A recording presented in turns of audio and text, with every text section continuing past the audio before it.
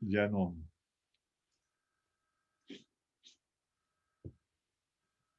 Aquí de nuevo lo que voy a intentar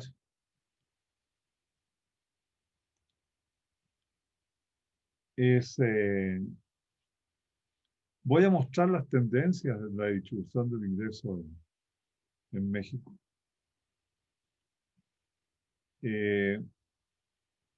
Voy a mostrar el cambio que ha habido entre los 90 y la primera década de este siglo. Y vamos a discutir resultados y voy a hacer algunas consideraciones al final.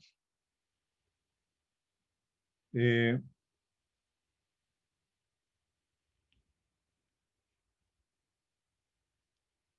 esta, este análisis tiene dos partes. Una parte se basa en la información que está publicada en México desde el año 63 en adelante y termina en 77. Pero no es con información original, no son los microdatos, por consiguiente hay limitaciones. Y las encuestas que voy a tomar son 63, 68 y 67. Además, hubo otras dos encuestas, una de la Secretaría de Comercio que levantó en 74 y otra del CENIET que levantó 75, pero la de Comercio se levantó en 3 ciudades solamente, que fueron Monterrey, Guadalajara y la Ciudad de México. Y en la segunda nunca pudimos identificar las unidades de análisis en las publicaciones a las que tuvimos acceso. La ENIC de 77 recabó información sobre autoconsumo y alquiler estimado, es decir, sobre ingresos no monetarios,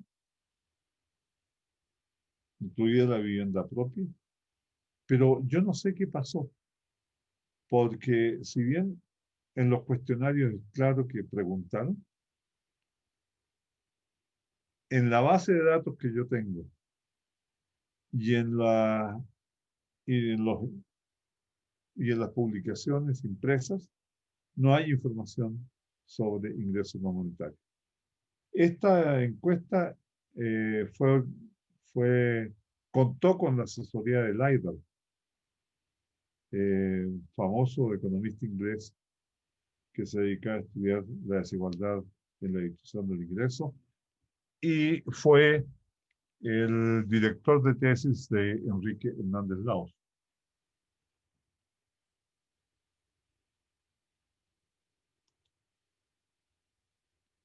Y aquí están los resultados. Lo que quiero mostrar es, si se dan cuenta, el índice de Gini, que va entre 0 y 1, cae sistemáticamente entre 63, de 63 a 77. Y cae porque aumenta la participación de los deciles 4,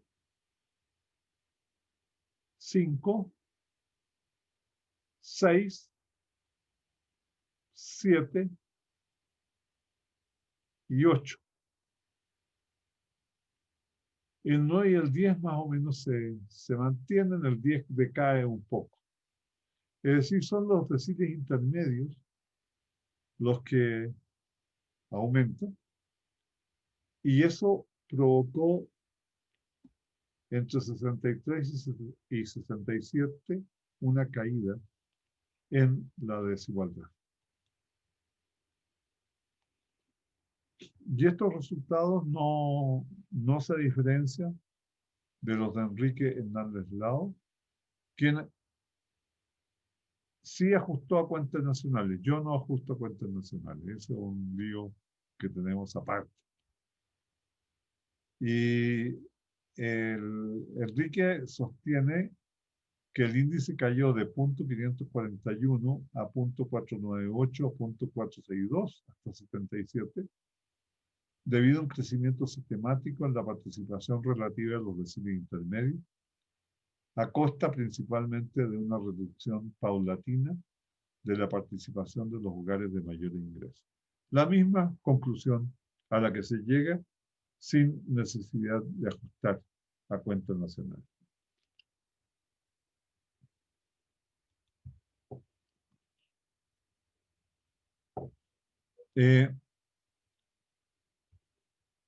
Tenemos la base de datos del 77 y de ahí en adelante ya tengo todas las bases de datos. De 84, 89, 92 y cada 2 años hasta 2018. Pero como la de 77 no tiene ingreso no monetario, el ingreso total se compone por una parte ingreso monetario, que es más o menos el 80% del ingreso total, e ingreso no monetario. Como no tiene ingreso no monetario, entonces le saqué a la de 84 el ingreso no monetario para ver qué había pasado entre 77 y 84. Para los jóvenes, que claramente no nos corresponde, Carlos, para los jóvenes hay que recordarles que en 82 hubo una crisis económica más o menos fuerte. Y a pesar de la crisis, continuó el proceso de caída en la desigualdad, pero esta vez ganaron en términos relativos todos los deciles menos el décimo.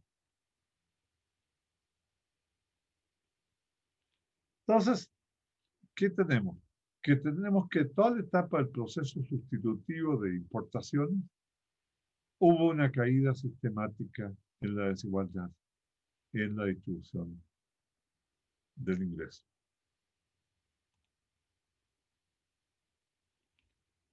El modelo de desarrollo orientado hacia adentro, que se basaba fundamentalmente en el poder adquisitivo de los mexicanos, se caracterizó durante todo ese tiempo. Figúrense, estamos hablando de 63 a 84. O sea, son 20 años en una disminución paulatina de la desigualdad en la distribución del ingreso, en que hubo una disminución pausada en la parte del ingreso que corresponde a los deciles superiores, particularmente el décimo, pero también del noveno, y un aumento constante del ingreso de los deciles inferiores, especialmente del segundo al séptimo. El primero es un caso particular, manténganlo la reserva, porque nos vamos a referir a él un poco más adelante.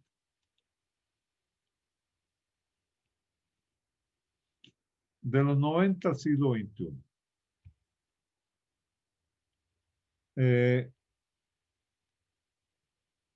Yo aquí quiero ser cauto en el sentido de que es un periodo de tiempo muy largo y ha habido cambios en la ENIG, y esos cambios de instrumentos podrían estar afectando las tendencias que mostremos. Un cambio es que la encuesta 92 separó a las localidades rurales y urbanas, y antes se usaba un concepto muy raro de zonas de alta y baja densidad en 84, 89. Ahí hubo un cambio. Y en 2008 se agregó el módulo de condiciones socioeconómicas. Esos son los dos cambios más importantes. Pero no afectan a lo que voy a señalar, porque no voy a usar la separación rural-urbana, sino que voy a trabajar con el total.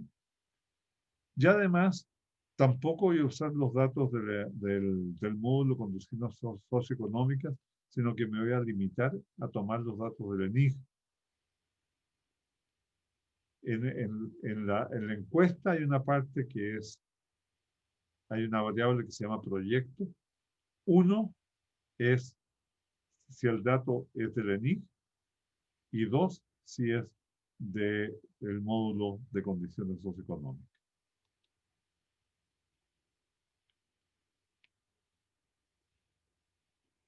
En segundo lugar, también esto es una precisión que quiero hacer. Es muy normal que la gente use para hacer deciles. ¿Cómo lo hacen? Ordenan los hogares por ingreso total y una vez que están ordenaditos, los cortan en cacho de 10%. Y cada 10% es un decil. Desde el más, desde el que tiene menos, los que tienen menos ingresos, el decil 1, hasta los que tienen más ingresos, el decil 10. A raíz de el análisis de los datos de la ENIC 77,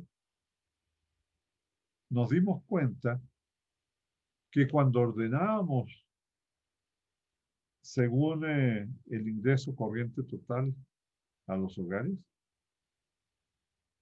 tendían a quedar en los deciles altos hogares que tenían muchos miembros, 22 miembros, por ejemplo.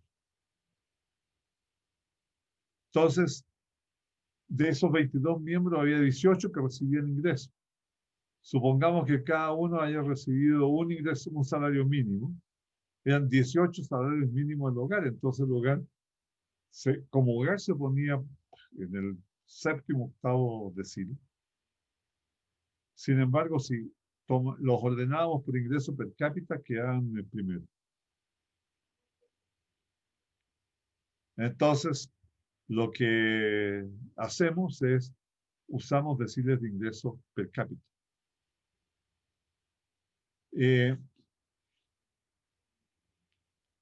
Los datos que voy a presentar de índices de Gini ahora no son comparables con los de los cuadros anteriores, porque estos sí están calculados con los microdatos. Los otros estaban calculados con fórmulas sobre distribución por decil.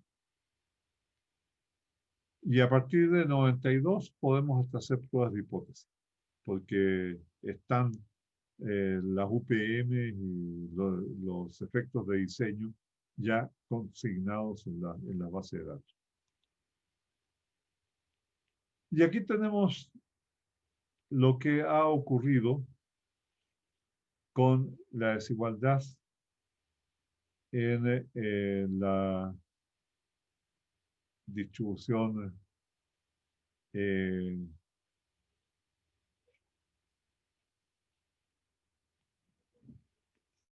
del ingreso. En primer lugar, quisiera llamar la atención en la gráfica el salto 84-89 y 92. ¿Qué es eso? Es la primera fase, la primera etapa de la aplicación de las medidas del Consenso de Washington. Es la época en que México empieza a transitar hacia una economía con predominancia del mercado sobre el Estado. Y si vemos el salto acá arriba, es muy claro. 0.445 el Gini del ingreso total, a 0.483, a 0.484 en 1992.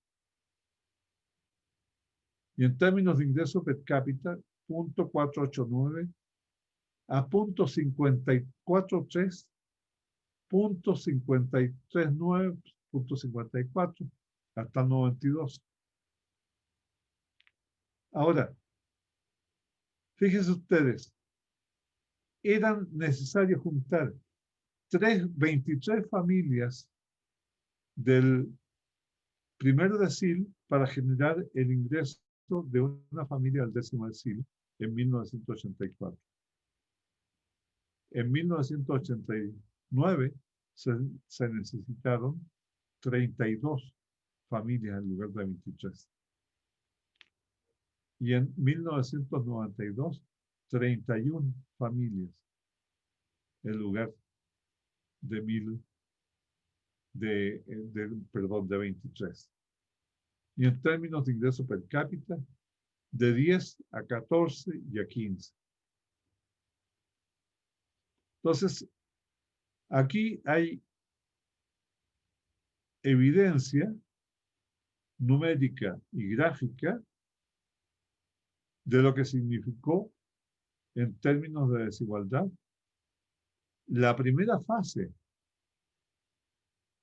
Es la fase en que se venden la telefónica, la compañía de teléfono, se venden las grandes empresas del Estado mexicano. Se abre la economía en 1989, 1990, ¿no? Y se da amplias facilidades al capital privado. El mercado iba a asignar eficientemente los recursos y el país iba a crecer sin límite de ahí en adelante.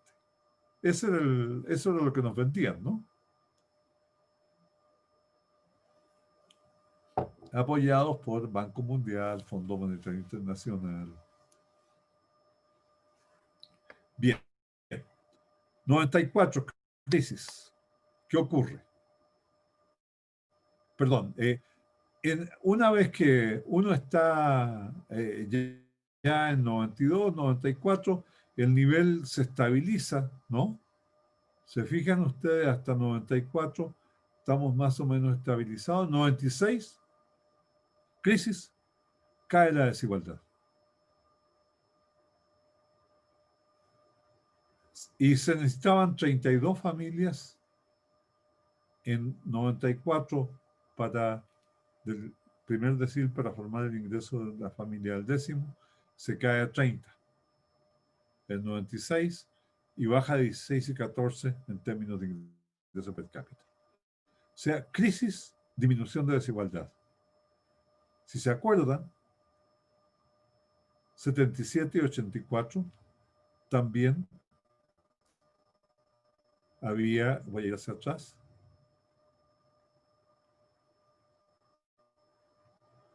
también hay una caída fuerte en la desigualdad por la crisis 82, de 4,96 a 4,56. ¿Sí?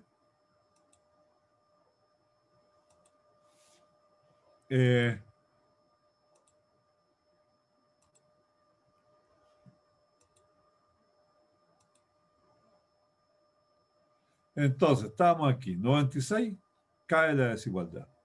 Y se mantiene con fluctuaciones en un nivel elevado hasta el 2000. Se fijan que no cambian mucho los números.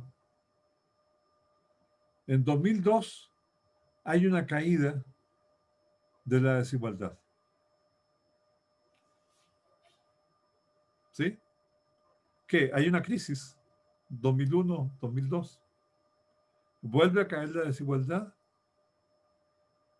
En 2000, fíjense ustedes, mejora el índice de Gini cae de ingreso total y de ingreso per cápita, también disminuye el número de personas que del décimo decil que hay que juntar, o de hogares del décimo decil que hay que juntar para formar el ingreso de un hogar del décimo, del primero al décimo, ¿no?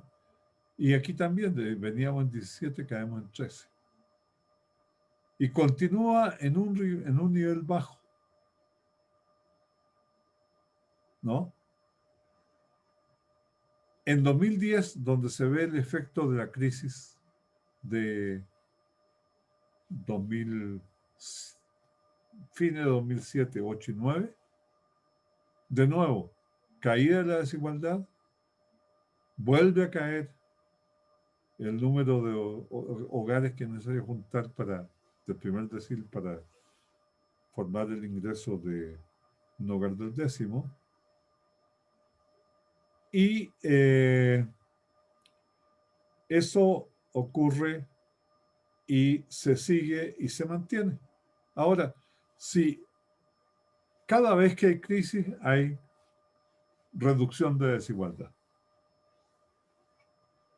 una regularidad muy interesante, ¿no?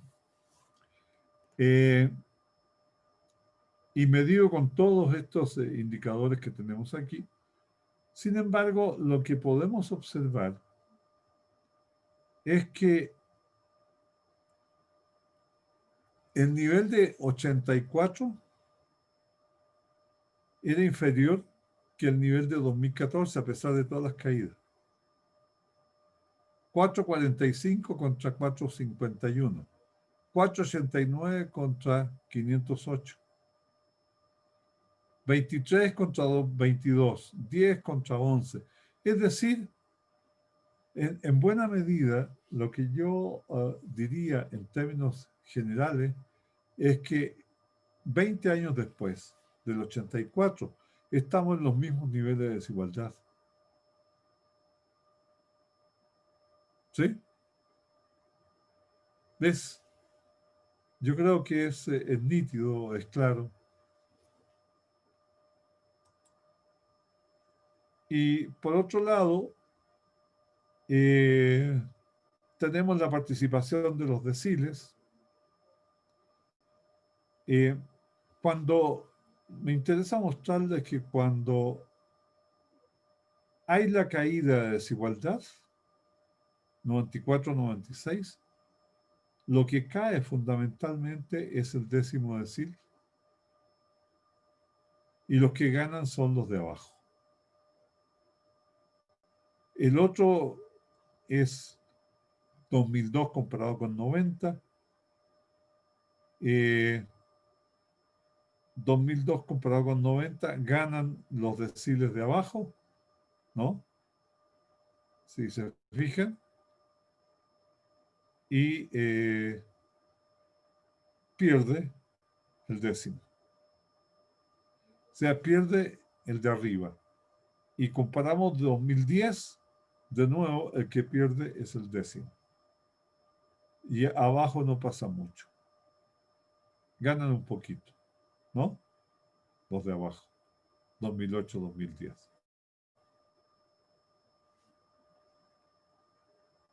¿Sí? Entonces podemos distinguir tres grandes fases en la evolución de la desigualdad. La primera de 63-84, que se caracteriza por la declinación del índice de Gini. Modelo sustitutivo de importaciones, que no le quiero llamar modelo de crecimiento con estabilidad, porque los últimos años no hubo mucha estabilidad, ¿no? Entonces mejor le llamamos modelo de crecimiento sustitutivo de importaciones. La segunda fase empezaría en 89 y finalizaría el año 2000. Y la tercera y última iría de 2002 a 2014. Sería interesante poder hacer este análisis con más información, pero más datos no hay. Y esto está pensado, tiene por detrás un libro que se publicó en Estados Unidos, que por Nora Lustig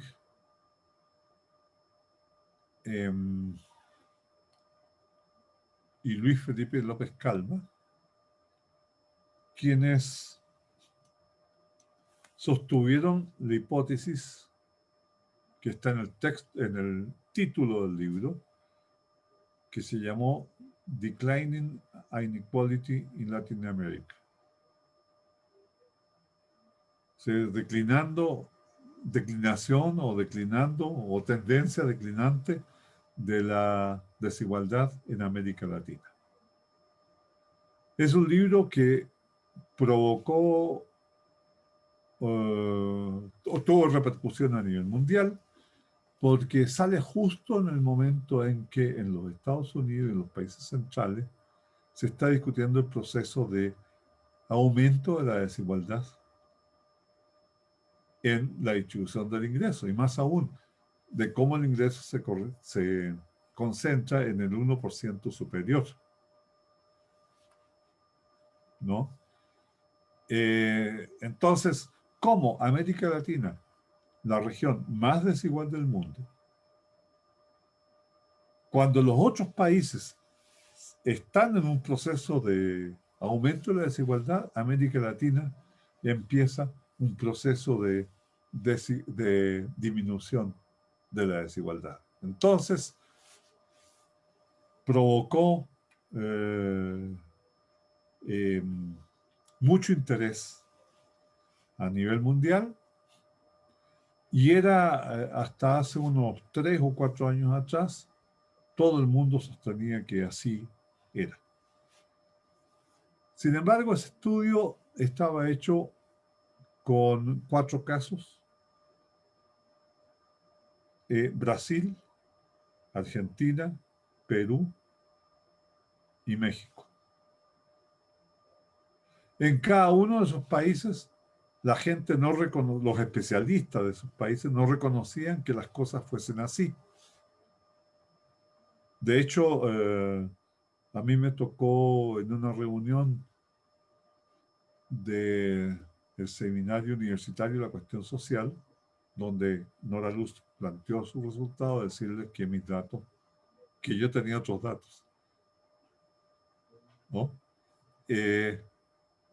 Y claro, lo que ocurre es que ellos están usando unos datos armonizados, es decir, arreglados para poder hacer la comparación, y yo eso no lo reconozco.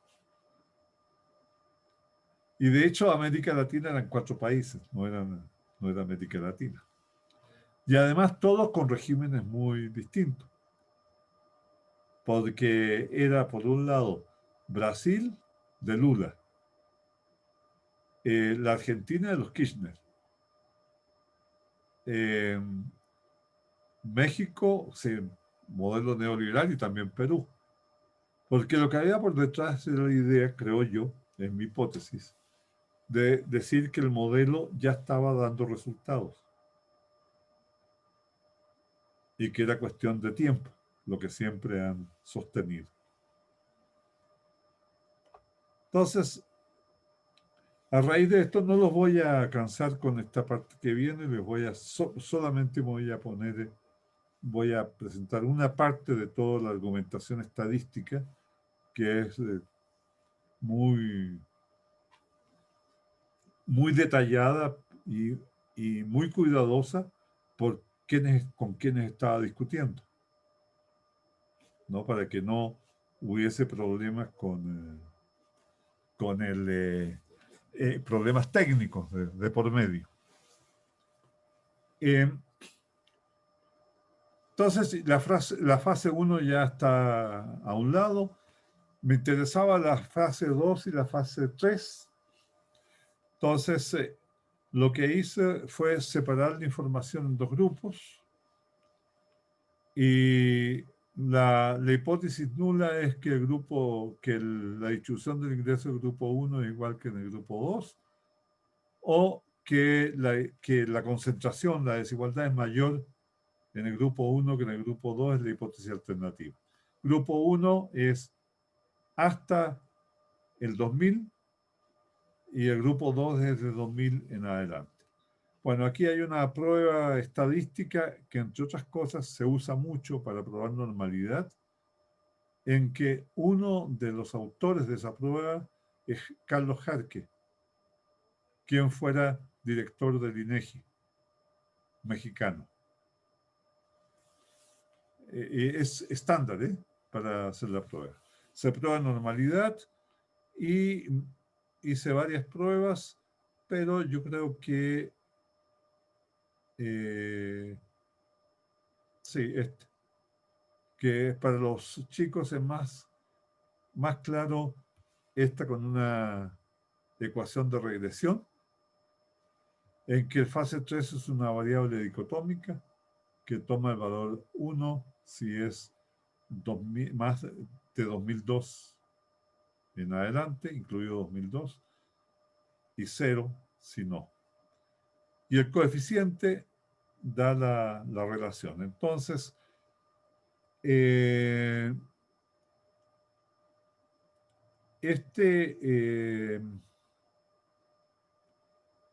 lo que hace es mostrar que efectivamente en la fase 3 la desigualdad es menor, ¿no? Por coeficiente negativo que en la fase 2. O sea que se prueba, aquí están las pruebas estadísticas,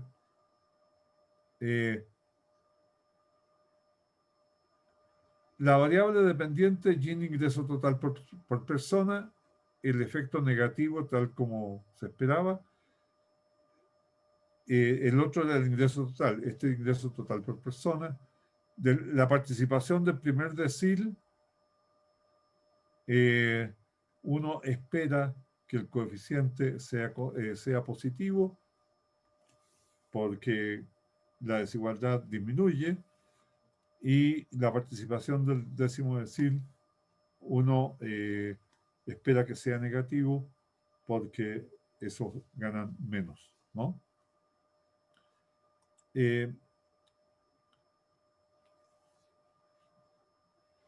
Hay otra prueba estadística que me salto.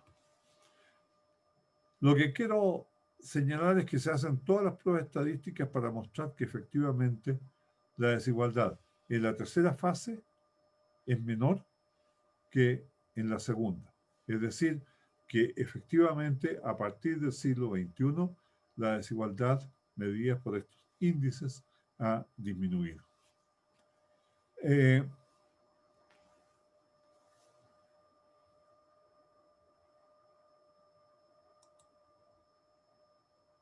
Discusión de los resultados. Tenemos entonces suficiente evidencia estadística para distinguir tres fases en la evolución de la desigualdad. La primera se extendería desde los años 60 hasta mediados de la década de los 80 y se caracterizaría por una reducción a ritmo lento. La primera medición de la segunda fase, que se extendería hasta el año 2000, se realizó en 89 y estaría asignada por un aumento marcado en los niveles de desigualdad y por fluctuaciones en torno a esos valores. O sea, cuando se aplica el nuevo modelo económico en México, sube la desigualdad. Y la tercera iniciaría después del año 2000 con una reducción, localizándose en un escalón inferior a la segunda fase. Nótese que cada vez que hay crisis económica, la desigualdad disminuye. Lo vimos en 84, en 96, en 2002 y 2010. Esa es una regularidad en la serie estadística mexicana.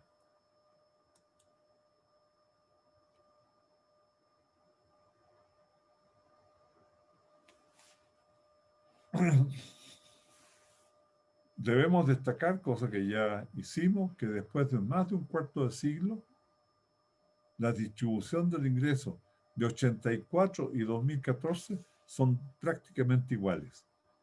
Y esto me gustaría mostrárselos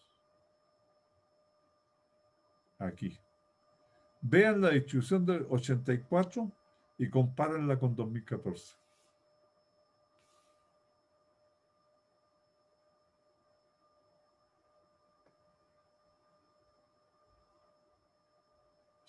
Los cambios son menores, ¿no? Compárenla con 2012, a lo mejor es más cercana todavía. Y esto es lo que hace que en realidad, al igual que en la pobreza, el tiempo pasa y con la desigualdad también pasa, pero pasa. Pasa y no pasa nada.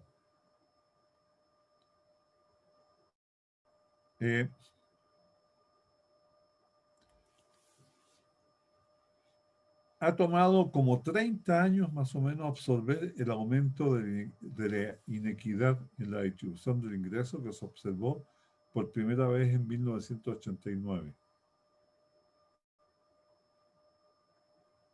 Como 30 años, para más o menos absorber el impacto que tuvo el cambio de modelo y llegar a tener lo que teníamos en 84 en 2014.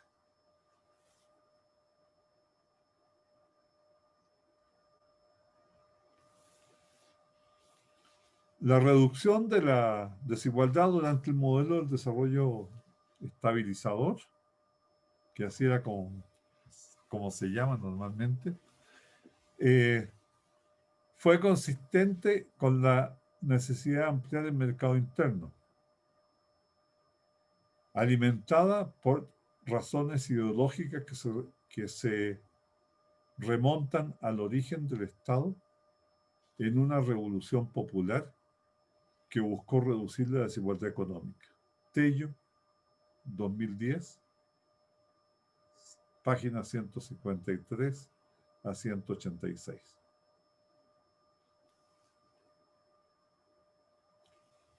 Otra cita que viene al caso es de un trabajo de Przeworski-Wallerstein que nos explica que el ritmo pausado en la desigualdad se explica por lo que ellos llaman la dependencia estructural del capital. Es decir, hay que hacerlo de manera tal que no se afecte el ahorro ni la inversión. Entonces hay que hacerlo de largo plazo, que complementa la cita de Carlos.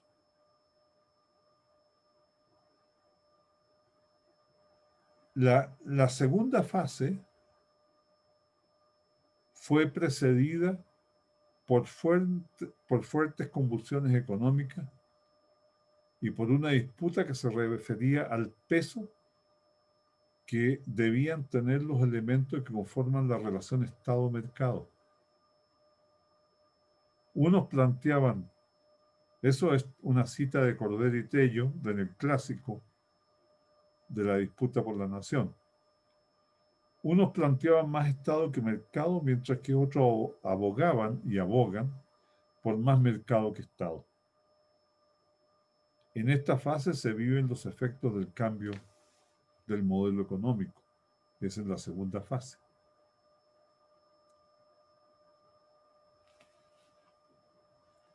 La caída que experimentó la desigualdad en la tercera fase no se puede asociar a nuevos cambios estructurales, porque ya se habían hecho a esa altura del partido, a comienzos del siglo XXI.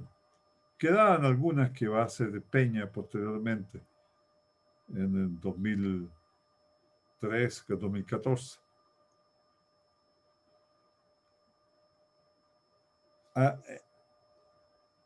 Aún más, el gobierno que asumió el poder en el año 2000, aunque de diferente signo político al que había gobernado por 70 años, se propuso, sin tener éxito, completar las reformas de primera generación, pero fue derrotado en la arena política al intentar llevar a cabo la reforma laboral y la hacendaria.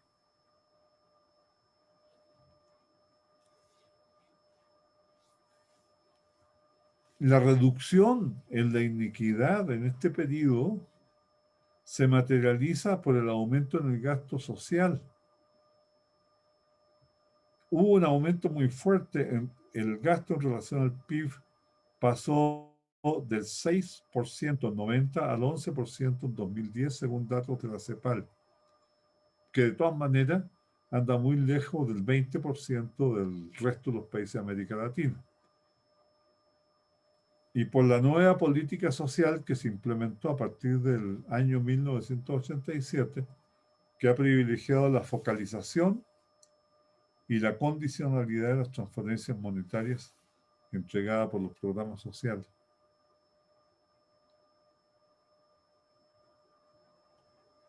¿Por qué cambió la desigualdad del segundo al tercero, ¿no?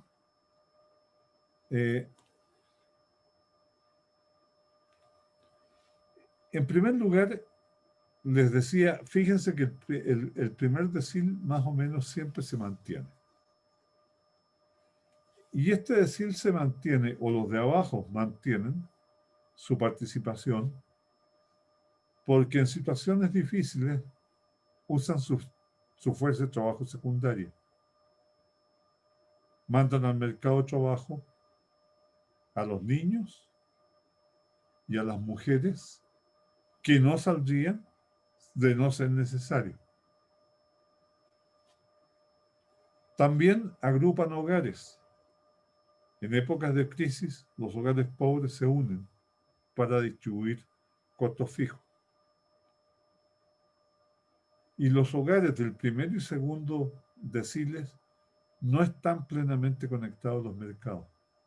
Son hogares rurales donde una parte importante de su manutención tiene que ver con la producción de sus exiguos pedazos de tierra. Además, tenemos que agregar el papel estabilizador de Progresa Oportunidades Prosperas, que llegó a tener 6.200.000 hogares en su padrón, que hace alrededor de 30 millones de personas. Además, Hernández Lao reportó que a comienzos del siglo XXI hubo crecimiento en la ocupación y los salarios rurales por aumentos en la productividad de los cultivos de temporal. Y Yarraca lo que dice adicionalmente es que en las zonas agrarias ha habido un proceso de transformación en que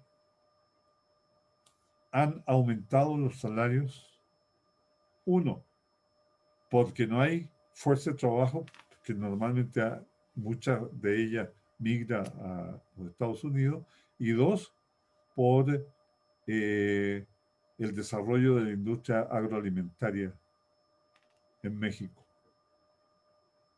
Entonces los salarios rurales tienden a subir. Por otro lado, la regularidad, si se dan cuenta, el trabajo de Lustig y López Calva se situó ahí en el siglo XXI, pero si realmente quieren explicar por qué es que ha disminuido la desigualdad a partir del siglo XXI, tendrían que explicar por qué cada vez que hay crisis disminuye.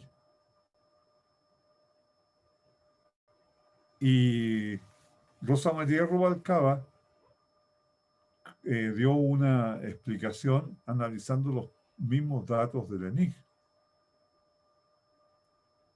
Dice que cada vez que hay contracción económica, observó que hay reducción en el empleo, en los sueldos y en los salarios reales de los sectores sociales ubicados en el 10º decil, como son los burócratas, los maestros y los empleados universitarios. Los maestros en este país son más de 1.200.000 personas. Y eso es un decil completo, ¿no? Y como el ingreso promedio era como de 11.000 o 12.000 pesos en el 10º decil, entonces todos nosotros estamos en el 10º decil. O sea, cada vez que hay crisis económica, una de las medidas que toma el gobierno es disminuir gastos, llama jubilaciones anticipadas, baja los salarios de los maestros, no aumentándoles. Por ejemplo, entre 2006 y 2020,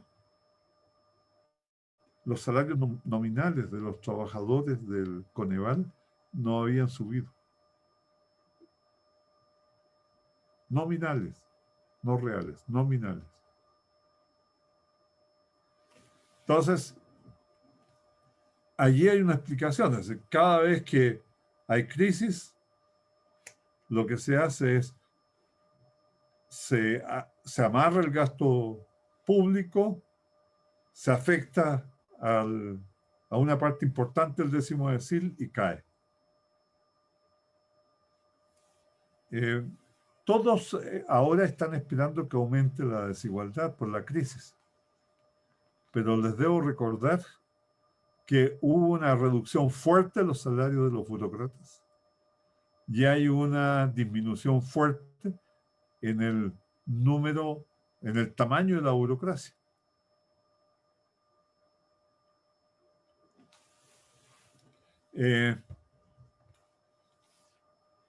Ahora, las retribuciones de estos sectores son determinadas institucionalmente y no por el mercado. Y como los mercados están relacionados, según me planteaba Julio López, entonces la caída de los salarios de los burócratas se refleja en el sector privado.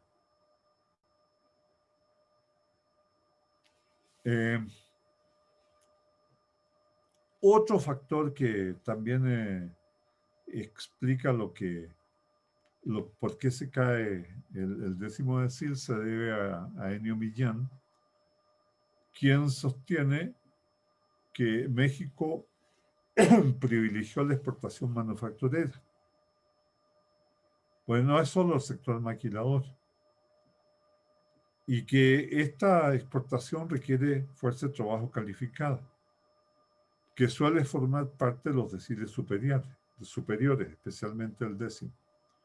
En épocas de expansión económica aumenta la demanda de la fuerza de trabajo calificada, acicateada por el dinamismo exportador, lo que tiende a aumentar el premio, lo que les pagan, mientras que se reduce en épocas de crisis. Entonces, en épocas de crisis, piensen ustedes en la Volkswagen, ¿no? Tuvieron que arreglar, tuvieron que modificar salarios de la gente con mayores calificaciones. Y por último, el otro elemento que ha sido señalado por la pérdida de participación relativa es por la disminución del premio de tener mayor educación. Porque tener mayor educación, cuando hay poca oferta de gente con buen nivel educativo, da un premio. El mercado paga mejor. Pero la política que ha seguido el gobierno mexicano de expandir la matrícula de la matrícula universitaria y de la educación en general ha provocado una disminución del premio.